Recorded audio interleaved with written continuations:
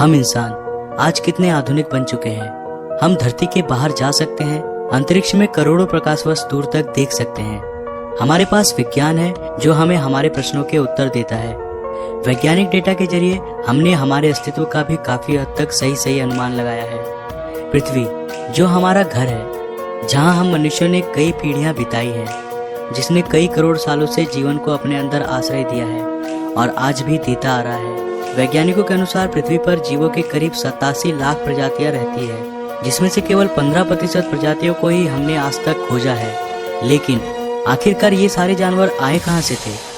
आखिर धरती पर जीवन की शुरुआत कैसे हुई थी? इसे जानने के लिए हमें समय में पीछे जाना होगा, उस समय पर जब धरती अपनी शुरुआती अवस्था में थी। तो आइए चलते हैं आज से करीब 4.5 अरब साल पीछे।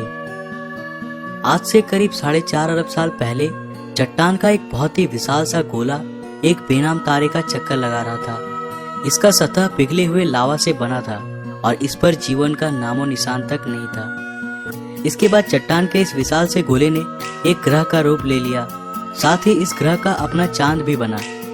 ये वही ग्रह है जहां आज हम सब रहते हैं। इस वक्त पर पृथ्वी का तापमान बहुत ही अधिक था। काफी लंबे समय बाद हमारे ग्रह का तापमान थोड़ा सा ठंडा हुआ और इस पर एक ठोस सतह का निर्माण हुआ।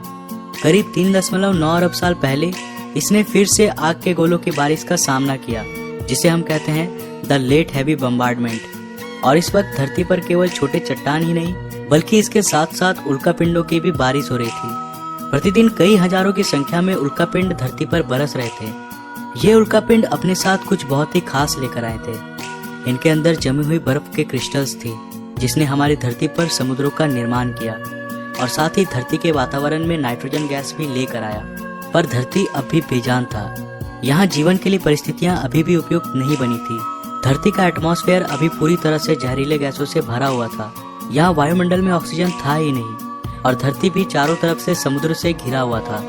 पर अब यहाँ परिस्थितियाँ बदलने वाली थी।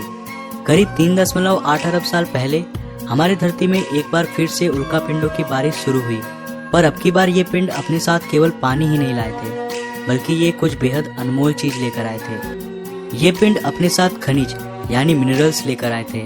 साथ ही इन्होंने कार्बन, प्रोटीन और एमिनो एसिड्स का भी अंतरिक्ष से समुद्र की गहराइयों तक परिवहन किया।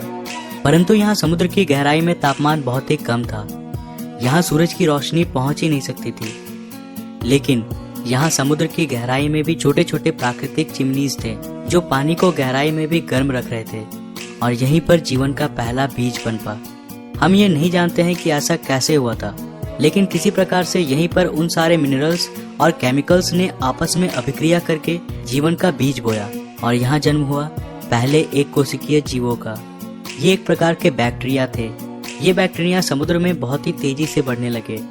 अब ये पानी पूरी तरह से इन सूक्ष्म एक कोशिकीय जीवों से भर गया था।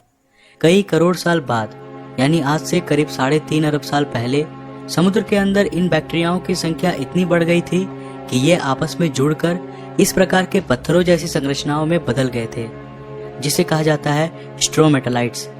ये एक एक चट्टान अपने आप में बैक्टीरियाओं की एक पूरी बस्ती थी। ये बैक्टीरिया सूरज की रोशनी को भोजन में बदलते थे और इस प्रक्रिया को हम बेहतर रूप से जानते हैं प्रकाश संश्लेषण के नाम से। इसी प्रक्रिया में ये एक उत्पाद, एक बाय प्रोडक्ट को निकालते थे, एक गैस, ऑक्सीजन। इन सूक्ष्म जीवों ने धरती पर एक सबसे अनमोल चीज का निर्माण किया, जो धरती में जीवन को पनपने के लिए सबसे ज्यादा महत्वपूर्ण था। और वास्तव में इसके बिना धरती पर कोई जीव जीवित नहीं रह पाता। करीब 2 अरब सालों तक पृथ्वी के वायुमंडल में ऑक्सीजन की मात्रा लगातार बढ़ती रही। आज से करीब 1.5 अरब साल पहले धरती में अब भी किसी प्रकार का कॉम्प्लेक्स लाइफ विकसित नहीं हुआ था और ना ही धरती पर इतने बड़े बड़े महाद्वीप थे। धरती पर केवल छोटे छोटे द्वीप थे जो चारों तरफ से पानी से घिरे थे। मगर अब धरती के क्रस्ट में हलचल होने लगी। इससे धरती की सतह कई सारे टेक्टोनिक प्लेट्स में टूट गई। फिर इन प्लेट्स में मूवमेंट के कारण ये सारे छोटे छोटे द्वीप आपस में जुड़ गए और एक सुपर कॉन्टिनेंट का निर्माण किया, जिसका नाम था रोडेनिया। इस वक्त धरती का तापमान 30 डिग्री सेल्सियस था और धरती का एक दिन 18 घंटों का था। मगर अब समय के साथ यहाँ परिस्थितियाँ बदलने वाली थी। आज से करीब 75 करोड़ साल पहले धरती की रूपरेखा बदल रही थी। धरती का सुपर कॉन्टिनेंट अब दो भागों में टूट गया और धरती के नीचे का लावा ज्वालामुखी विस्फोट के साथ धरती की सतह पर निकलने लगा। इन विस्फोट के कारण धरती में कार्बन डाइऑक्साइड की मात्रा काफी बढ़ गई। अब धरती का आसमान इन कार्बन डाइऑक्साइड के घने बादलों से घिर चुका था। इन बादलों से लगातार अम्लीय वर्षा यानी एसिड रेन्स होने लगे। इससे धरती के वातावरण का अधिकतर कार्बन डाइऑक्साइड धरती के चट्टानों पर कार्बन के मोटे मोटे परत के रूप में जमने लगे, जो इस बारिश के पानी के साथ बरस रहे थे। इससे वायुमंडल में कार्बन डाइऑक्साइड की मात्रा में भारी कमी हो गई और अब धरती का वायुमंडल सूरज की गर्मी को रोकने के काबिल नहीं रह सका। इससे धरती का तापमान बहुत ही तेजी से कम होने लगा और धरती पर पहले हिमयुग यानी आइस एज की शुरुआत हुई। ये आइस एज अब तक का सबसे लंबा आइस एज था, लेकिन ये भी हमेशा के लिए नहीं रहने वाला था। समय के साथ साथ वायुमंडल में कार्बन डाइऑक्साइड की मात्रा फिर से बढ़ने लगी और पृथ्वी का तापमान फिर से बढ़ने लगा। इससे धरती पर जमा बर्फ धीरे धीरे पूरी तरह से गलने लगा और पृथ्वी फिर से सामान्य रूप में आने लगी। लेकिन उन सिंगल सेल बैक्टीरिया का क्या हुआ जो आइस एज के आने से पहले समुद्र में थे? आज से करीब 54 करोड़ साल पहले अब धरती का सारा बर्फ पूरी तरह से पिघल चुका था। इस वक्त समुद्र के अंदर जाने पर हमें एक बिल्कुल नई दुनिया देखने को मिलती है। ऑक्सीजन की उपलब्धता में अब वे एक कोशिकीय जीव कई अन्य रूपों में विकसित हो चुके थे। यहाँ चारों तरफ समुद्रीय पौधे, ऐसे अजीब से छोटे छोटे समुद्री जीव थे। साथ ही ये दैत्याकार समुद्री दानव भी था, एनोमेलाकैरिश।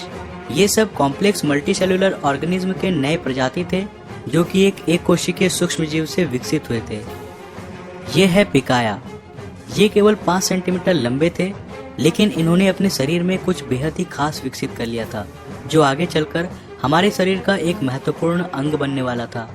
ये पहले जीव थे जिनके पास रीढ़ की हड्डी थी और इन्हीं से विकसित होकर ये खासियत हमें भी मिलने वाली थी। आज से करीब 46 करोड़ साल पहले अब धरती कुछ हद तक जानी पहचानी हो गई थी।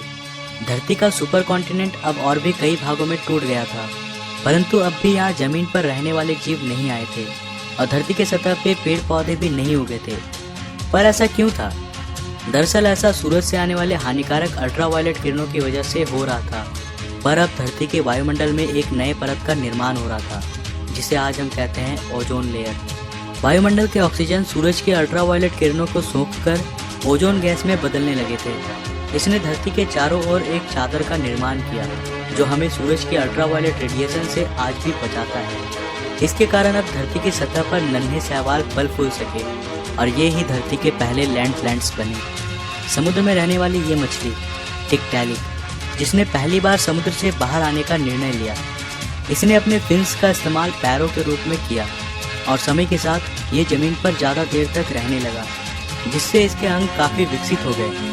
करीब 1.5 करोड़ साल के विकास क्रम के बाद ये जानवर अब पूरी तरह से जमीन में रहने लायक बन चुके थे और इन्हें कहा जाता था टेट्रापोड्स। आज से करीब 36 करोड़ साल पहले ये टेट्रापोड्स पूरी तरह से विकसित हो गए थे और अब ये पूरी तरह जमीन पर रहने वाले जीव बन गए। ये ही वो जीव थे जो आगे चलकर डायनासोर्स, बर्ड्स, मैमल्स और अंत में इंसानों में विकसित होने वाले थे। यहाँ से एक नए प्रजाति की शुरुआत हुई। लेकिन अब धरती का बुरा वक्त आने वाला था। समय के साथ जीवों की विकास प्रक्रिया जारी रही, लेकिन साथ ही धरती का वातावरण भी बहुत तेजी से बदल रहा था। एक बार फिर से ज्वालामुखी विस्फोट के कारण धरती का तापमान बहुत ही बढ़ गया। इससे धरती पर बहुत बड़ा अकाल पड़ गया। इस अकाल में लगभग सारे पेड़ सूख गए और धरती पर जीवों की कुल 95% आबादी साफ हो गई। इस अकाल में कुछ जीव ही जिंदा बच पाए, जिन्होंने जिंदा रहने के लिए कुछ भी खाना शुरू कर दिया और गर्मी से बचने के लिए जमीन के अंदर रहने लगे। पर समय के साथ साथ फिर से परिस्थितियों में सुधार आया। धरती का वातावरण फिर से सामान्य हो गया। आज से करीब 20 करोड़ साल पहले अब धरती की रूपरेखा काफी हद तक बदल गई थी।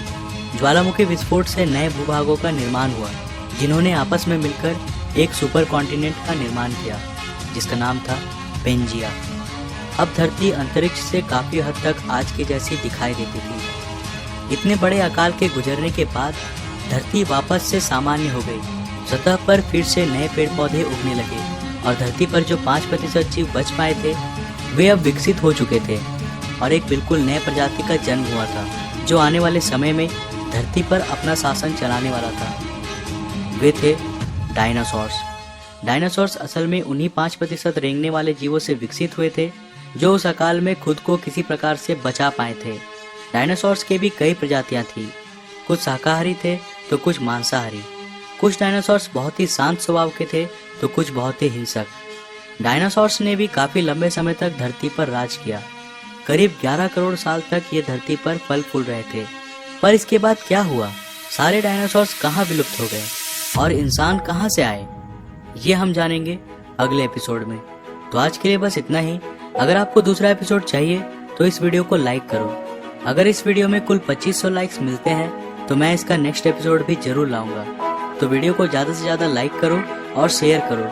अगर आप नए हो इस चैनल पे तो ऐसे ही और एक्साइटिंग वीडियोस के लिए चैनल को अभी सब्सक्राइब कर लो, साथ ही नोटिफिकेशन बेल को भी ऑन कर लो। मैं मिलता हूँ फिर से एक नए एपिसोड के साथ। तब तक के लिए बाय।